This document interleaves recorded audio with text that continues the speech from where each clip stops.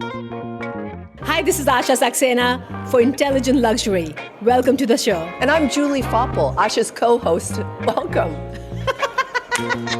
Welcome right back. You have to stop making me laugh. I will, because I'm funny. I Asha, know. that's like my whole, that is what I bring to this whole Oh my thing. God, okay, I know. You're the brains of the operation, and I am the funny sister. I know, you really are. Yeah. When you and I met, Yes.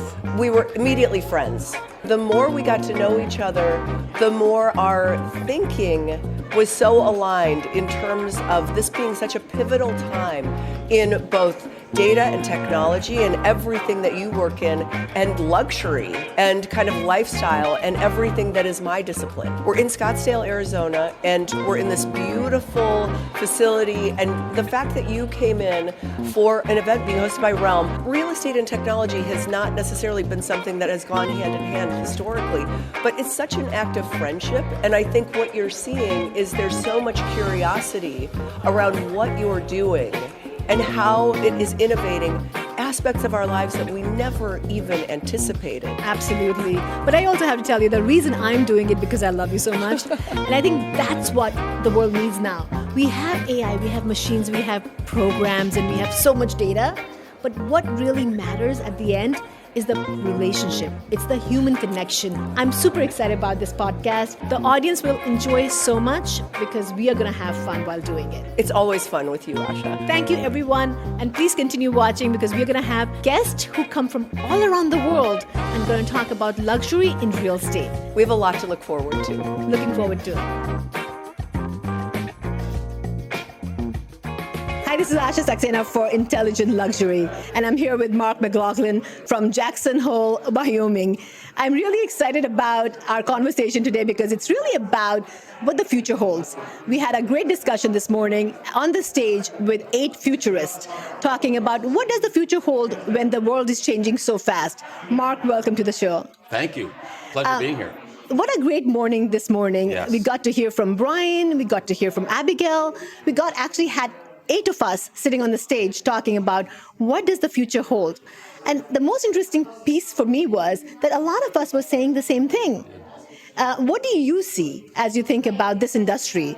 This podcast is called Intelligent Luxury. And it's really about the age of intelligence where the knowledge is in abundance, but it is about us trying to challenge ourselves. How do you see, you've seen this industry for a while, and you see this is a pivotal moment where things are going to disrupt, but in a good way. It'll be good for people who are ready for the change, and it might be a little challenging if you're not ready for the change. As Brian says, if you're not willing to disrupt yourself, it'll be a gift given to you by someone else. That's true. That is so true. I think you said today, if you're not using AI, someone using AI will outperform you. Yes. It's sort of the same message. Exactly. And I have been, I've been in the brokerage business about 20 years on the residential side. And I've seen so much change in the last 24 months, both within our industry and then in the surrounding, economy. Yeah.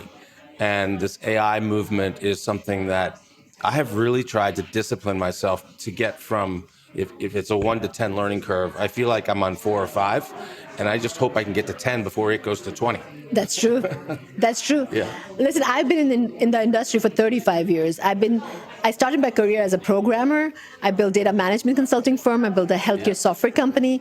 My undergrad, grad, and PhD is all in computer science, machine learning, data science. And I feel that I need to continue learning constantly. So even if you're in the field or you're outside the field, the technology is changing so fast. If you don't invest in your learning, if you don't truly become a lifelong learner, it will be challenging for you. Hypercritical. And I share with audiences all the time that say, hey, no more technology, I got enough. And I share with them, ladies and gentlemen, this is not about you. Yes. This is about your clients. Yes. And they don't compare the experience they have with you with another real estate professional. True. Because they're not using another real estate professional. Right. They compare your use of AI or your use of technology to every other experience in their life. That's the benchmark. So we can't make a judgment for our clients as to how much we need or don't need. That's true. And listen, the client, the customer is going out and searching. They're getting all the information already. So by the time they come to you, they're an intelligent, educated buyer. Now the question is, what can you give them on top of what they already got? Yeah, so they come in hot. That's what we like to call it. They are armed with information. But information without experience, knowledge, and is just information. Exactly. Like you and I could look at the exact same information and come we'll out see with different judgments. Yes. And so that's what the real estate professional has going for them. Yeah. Is they have market knowledge. They have, empathy for their clients. They have, they just, there's a lot of moving parts. And it's understanding, right? Really understanding your customer, what do they really want? Yeah. Because they might be saying something, but they might want something different. Mm-hmm. So I think the transition, I've heard a lot of the attendees here say that they're not agents, they're advisors. And I love that because they're not just an agent to make a deal. Yeah. They're actually progressed to be an advisor and truly be on the side of a customer. I'm a real estate investor and I work with my agent and advisor, you call it now. And for me, it is important that my advisor is investing in learning about what I want, yes, what my requirements are, what are the, little bit teeny weeny things which I'm probably ignoring, they're catching it for me. And they're showing me a deal which they know for sure I would be interested in. Yeah. They're not wasting my time. They're not giving me tens of, deals which I'm getting tired looking at. They know exactly what I want with they bring 2 you or 3. Exactly. But those 3 are the ones which are the right deals for me instead of just showing me something that might not interest me. So I think that's where this understanding, the human element or human intelligence plays a good part. Now, they might say that they can do it because they've been doing that for a long time. Mm-hmm. The shift is that the consumer has changed. It's not the same consumer. Right. When you think about luxury, the luxury has evolved from where it was before to now. Yeah.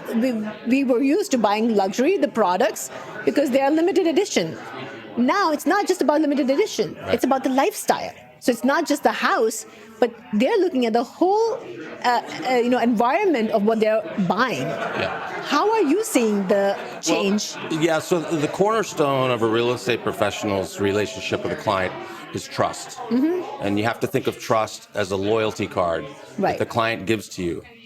And only the client can take it back. Yes. Everyone might be chasing that loyalty card with you, but you're the only one that can take it back. And I did a bunch of research a little over a year ago, maybe 2 years ago, on what makes the rich feel wealthy. Yeah. And it came down to time and experiences. Yes. And you can't have experiences unless you have time. Right. So if you waste a client's time, they will cross you off their list.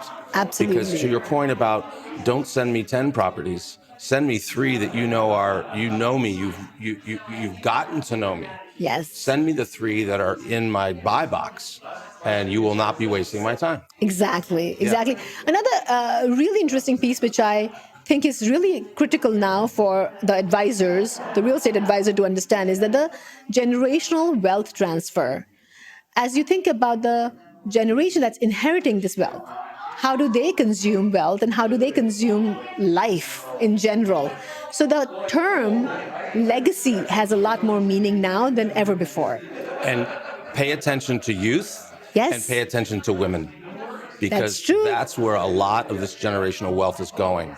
And to many of these folks, buying the beach house has nothing to do with the beach house. Right. It has to do with the people that occupy the beach house. That's the true. people that visit them for the time and experiences. And that's different than when somebody's buying a house to raise 3 kids. Exactly. It's very different. Listen, I can talk to you for hours, but we have a limited time. So I want to say thank you so much for coming and talking to us about it.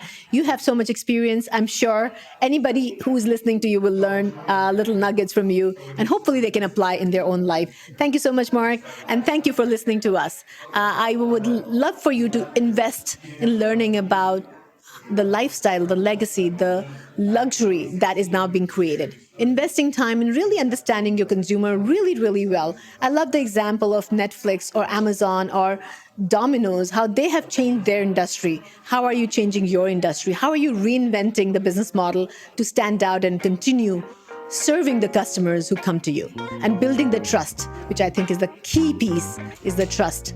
Thank you so much for listening. This is Asha Saxena, Intelligent Luxury.